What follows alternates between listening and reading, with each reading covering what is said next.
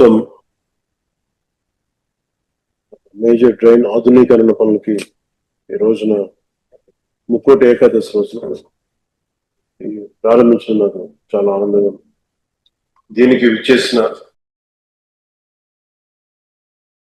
గౌరవ జలవనరుల శాఖ మంత్రి వర్యులు శ్రీ నిమ్మల రామానాయుడు గారికి, గౌరవ శాసనసభ్యులు వరప్రసాద్ గారికి, కలెక్టర్ జిల్లా magistrate doctor BR Ambedkar Konaseema జిల్లా మహేష్ కుమార్ గారికి, జలవనరుల శాఖ ముఖ్య కార్యదర్శి శ్రీ సాయి ప్రసాద్ గారికి, పంచాయతీరాజ్ గ్రామీణాభివృద్ధి శాఖ కమిషనర్ శ్రీ కృష్ణతేజ గారికి, జలవనరుల విభాగం ఇంజనీరింగ్ చీఫ్ శ్రీ నరసింహమూర్తి గారికి, chief engineer Godavari delta system Shri Seshababu గారికి హృదయపూర్వక నమస్కారం. ఇది సుబ్రహ్మణ్య షష్ఠి రోజున ఈ సమస్య ఆ రోజు నేను వచ్చాను. రైతు సోదరులు చెప్పినట్టుగా ఇది ముక్కోటి ఏకాదశికి ప్రారంభం చాలా చాలా ఆనందం. ఇది జరగడానికి మనం అనుకున్నప్పుడు అన్ని జరగాలంటే కుదరవు, కానీ ప్రత్యేకించి మీది 2 దశాబ్దాల ఆవేదన. ఇది దాదాపు 1,00,000 చెట్లు కూలిపోయాయి. ఈ తలలు వాళ్ళు చేసిన చెట్లు మన కేశవదాస్ పాలన చూసినప్పుడు మనం వచ్చినప్పుడు కోనసీమని కొబ్బరి తోట లేకుండా ఊహించాం. అలాంటి కోనసీమలో తలలేని మొండెంలాగా ఆ రోజు కనిపిస్తే చాలా బాధ అనిపించింది.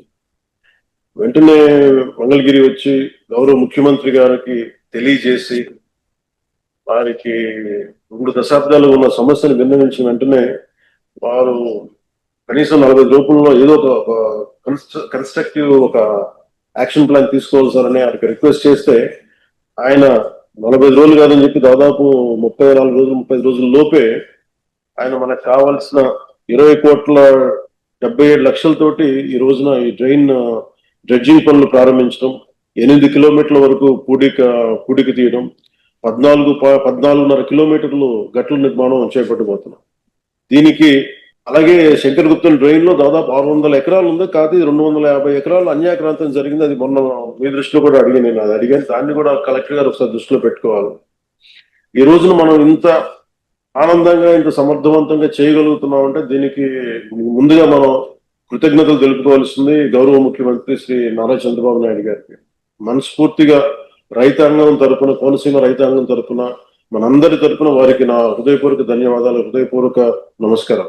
ఎందుకంటే ఆయనకున్న ప్రయారిటీస్ లో ఒక సమస్య ఎక్కువ కాదు, ఒక సమస్య తక్కువ కాదు. కానీ ఇలాంటి పరిస్థితుల్లో సమస్య తీవ్రతను బట్టి, అంటే ప్రజల అవసరాలను బట్టి అన్ని కూర్చొని, అంటే ఆయనకు కూడా లిమిటెడ్ ఫండ్స్ లో ఎలా మేనేజ్ చేయాలని ఆయన ఫైనాన్స్ డిపార్ట్మెంట్ తో కూర్చొని పయ్యావుల కేశవ్ గారితో, ఆర్థిక శాఖ మంత్రి పయ్యావుల కేశవ్ గారితో కూర్చొని దృష్టికి తీసుకెళ్లి చాలా చాలా ఎక్సర్సైజ్ చేసిన తర్వాత మన జిల్లా వరకు చిన్న ఫండ్ తక్కువగా అనిపించచ్చేమో, కానీ చూస్తే అది రాష్ట్రం అంతా దాన్ని పట్టుకుంటే అలాగే కొన్ని 100 కోట్ల నిర్ణయాలు, కొన్ని రోజుకి కొన్ని 100 కోట్ల నిర్ణయాలు తీసుకోవాల్సి వస్తుంటది.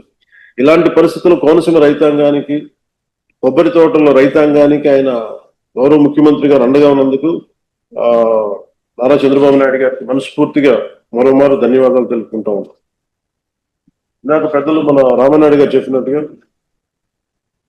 రైతు పక్షపాతులు నాకు ఇవన్నీ తెలియదు, కానీ రైతు మనకు అన్నం పెట్టే రైతు ఏడిస్తే బాధపడితే చాలా బాధపడేవాడు.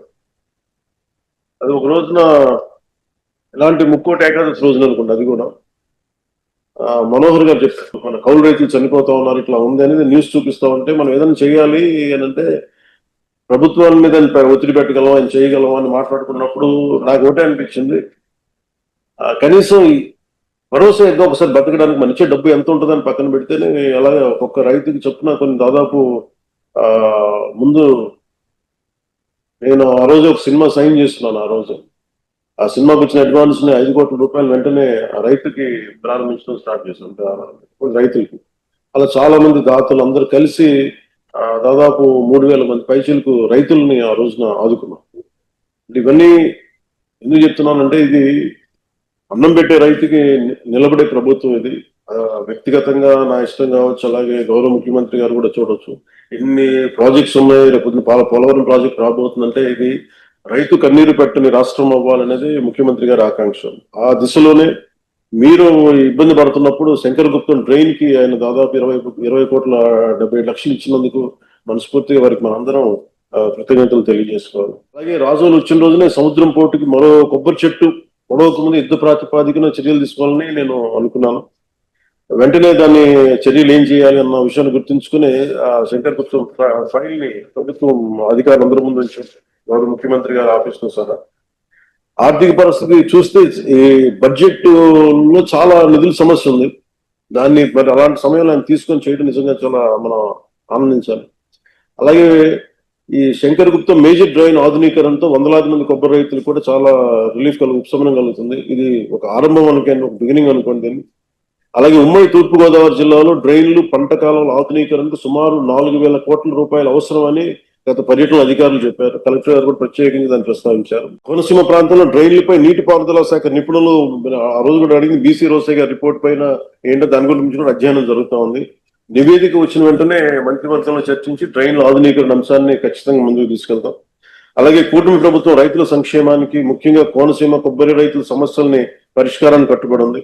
అలాగే ఇంకొక మేజర్ డిమాండ్ రిక్వెస్ట్ కూడా కోనసీమలో కోకోనట్ బోర్డు ఏర్పాటు అనే అంశాన్ని మీకు తెలియజేశారు. ఖచ్చితంగా కేంద్ర దృష్టికి తీసుకెళ్తామని తెలియజేసుకుంటా ఉన్నాం. ప్రజలందరికీ కూడా మరోమారు మీ అందరికీ ఈ ముక్కోటి ఏకాదశి శుభాకాంక్షలు తెలియజేసుకుంటూ సుబ్రహ్మణ్య షష్ఠి నుంచి ముక్కోటి ఏకాదశికి మీరు పోయిన నష్టాన్ని మేము తిరిగి చేయలేము, కానీ కనీసం భవిష్యత్తు నష్టాన్ని నివారించే పరిస్థితులకి శంకర్ గుప్తం డ్రైన్ పనులు చాలా హెల్ప్ అవుతుంది, సహాయపడతాయి. దీనికి నిమ్మల రామానాయుడు గారికి ప్రత్యేకించి ముఖ్య అతిథిగా హాజరైనందుకు వారికి నా ప్రత్యేక ధన్యవాదాలు. అలాగే ఆర్థిక శాఖ మంత్రి పయ్యావుల కేశవ్ గారికి కూడా ఆయనకి రాని రిక్వెస్ట్లు ఉండవు. ఎవరైనా సరే అన్నిటికీ ఆయనే అందరి పాపాల భైరవుల్లో అయిపోతారు. అందరి కోపాలు భరించాలి ఆయన. అలాంటి పరిస్థితుల్లో కూడా ఆయన పెద్ద మనసుతోటి మన ఆర్థిక శాఖ అధికారులతో అందరితో ఉన్నతాధికారులతో చర్చించి గౌరవ ముఖ్యమంత్రి గారి ఆదేశాలతోటి దీనిని సహాయ సహకారాలు అందించినందుకు పయ్యావుల కేశవ్ గారికి, ముఖ్యమంత్రి గారికి, మొత్తం రాష్ట్ర అధికారులందరికీ, మంత్రివర్యులు నిమ్మల రామానాయుడు గారికి ప్రత్యేకంగా నా కృతజ్ఞతలు తెలియజేసుకుంటూ వరప్రసాద్ గారికి ప్రత్యేకించి మిమ్మల్ని చాలా మనస్ఫూర్తిగా అభినందిస్తున్నాను సార్. మీరు నిజంగా కష్టపడి ప్రజలతో మమేకమై ఈ రోజున మీరు ముందుకు తీసుకెళ్తున్నారంటే నాకు చాలా ఆనందంగా ఉంది, చాలా గర్వంగా ఉంది. మీరు భవిష్యత్తులో కూడా ఇలాగే ప్రజల పక్షాన్ని నిలబడి ఏదైనా సమస్యలు ఉంటే అందరూ సమిష్టిగా కలిసి దాన్ని పరిష్కరిద్దామని తెలియజేసుకుంటూ మీ అందరికీ మరోమారు ధన్యవాదాలు తెలుపుకుంటూ సెలవు తీసుకున్నాను. జై.